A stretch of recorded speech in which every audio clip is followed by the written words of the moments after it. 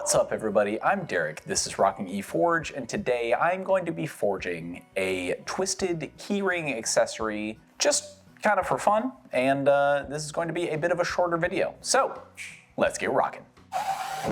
Alright, so I am starting with a 3-inch long piece of 3/8 inch square stock, and I'm just going to toss this in the forge, let it heat up, and then bring it to the anvil, clamp it on my anvil with my holdfast, and I'm going to start chiseling down the middle because I'm going to do a variation on a split twist.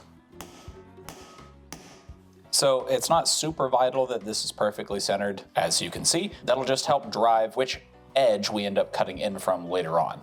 I'm going to finish out this cut so that this kind of blank space is roughly the same length as this blank space. That way, the full length of the cut is equivalent and roughly centered along the length of the piece.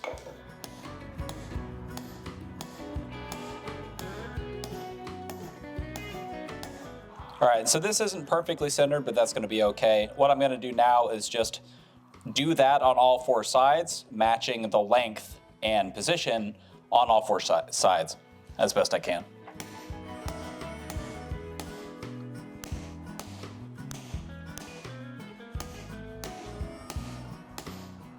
And now that I've got this chiseled out on all 4 sides, I'm going to make sure that everything kind of meets in the same spot, and then we'll cool this off and head to the bandsaw. And I have left this portion uncut in order to eventually put a hole in here to put a keyring through. But now we're gonna go ahead and quench this. And I'm going to bring this to the bandsaw now and cut in on a diagonal into 2 opposite corners of the piece and kind of space out those cuts in on each corner all the way down, roughly equal. I'm not going to do any measurements because I just like to eyeball things. You can absolutely measure these things out if you want to be super precise with it, but I'm just going to make roughly equal cuts into the corners to kind of meet 2 of those center line chisel marks, and then we will move on to the next step once I'm done with that. And you'll see as I go through here that frequently, especially when I'm trying to get the first cut started on one edge, it tends to like to catch and rotate. One of the better ways to do this to kind of stabilize yourself is to set it on the table of your bandsaw if you have one. You can also do this with a chisel. I just like to do it with a bandsaw because it's faster and a little more accurate, or with a hacksaw if that's all you've got, totally fine. But if you've got a bandsaw and it's catching, I find that laying it flat on the table of the bandsaw and then rotating it into the blade while holding really tight on kind of both sides of the cut helps a lot in giving yourself the best chance of not catching and keeping it from rotating on you. You'll have to be careful to try to avoid cutting too far past the chisel marks. Don't worry too much about it if you overcut a little bit. I'm going to go grind off some of this surface and kind of clean stuff up before we twist. Before I actually do the twist, I'm going to bring it to the drill press. I'm going to use my spring-loaded center punch here. Just give myself a center punch mark, and I'm actually gonna go center punch that, so I'll be right back. And that's just simply going to give me a place to seat the drill bit. And then I'll use a much larger drill bit to chamfer the edges of the holes on either side of the drilled hole in order to eliminate any sharp edge on there and to make it nicer to get your keyring onto. And then I'm going to go ahead and toss it back in the forge.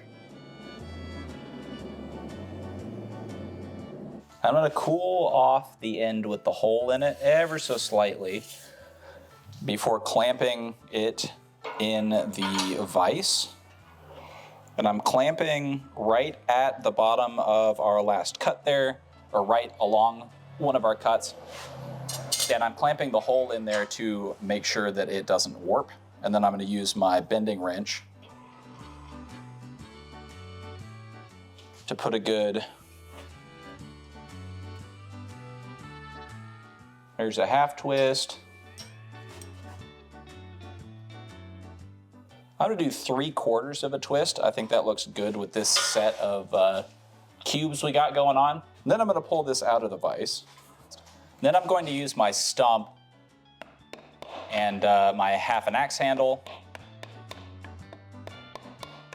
in order to straighten this back out after the twist.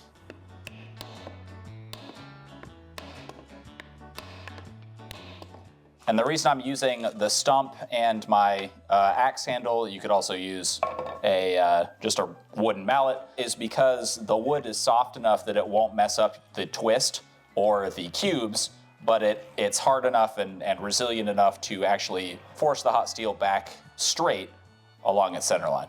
And then after one more kind of light heat in the forge, I'm gonna give this a nice brushing.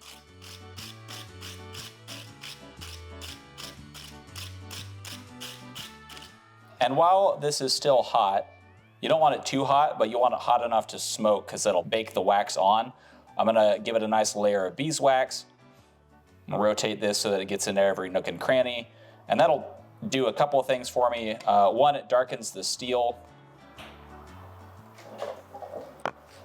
Try not to drop your beeswax. One, it kind of darkens the steel, and two, it seals that steel off from rust due to moisture in the air and stuff like that. And before all of that wax has dried, I'm just gonna really lightly brush this off with a rag, or I've got a shop towel here, just to kind of get rid of that extra wax so it's not sticky. Clean off my anvil. And that will do it for this project. And that is going to do it for today's video. The reason that I went into a short little video like this is because it's so common for blacksmiths, especially younger blacksmiths, to kind of get into sell things at things like craft fairs and farmers markets, things of that nature. And some of the best things that perform at places like those craft fairs is what is colloquially known as smalls. Things like bottle openers, little twisted things like I made in this video, and little things that you can sell for $5 to $10 tend to be pretty successful at little tables like that. And they can actually make a bulk of your profits as opposed to selling big things like knives and hammers and things like that that are more suited to a more niche audience. So I hope this gave you a good idea of something that you can put on your table if you do sell at craft fairs. And if you enjoyed this video, please drop a like, leave a comment, hit subscribe, ring that notification bell. If you want to support me in the channel further, please consider becoming an honorary striker on my Patreon. That link's in the description below the video. Or please consider becoming a member on my YouTube channel. And as always, keep on rocking.